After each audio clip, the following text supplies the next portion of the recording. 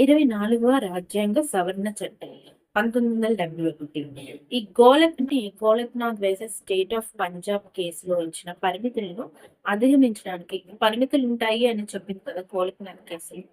అంటే పూర్తి స్వాతంత్రం పార్లమెంట్‌కి లేదు అని చెప్పింది కదా! సో, పరిమితులను అధిగమించుటకు ఆర్టికల్ 368కి ఒక నిబంధనను ప్రవేశపెట్టింది. వెరీ ఇంపార్టెంట్ అండి. ఇలాంటి నిబంధనలు అవి ప్రవేశపెట్టిన కేసులనేవి వెరీ ఇంపార్టెంట్. ఏంటి మనం గుర్తుపెట్టుకోవాలంటే, మనకి ప్రాథమిక హక్కుల్లో దేన్నైనా పార్లమెంట్ తొలగించవచ్చు.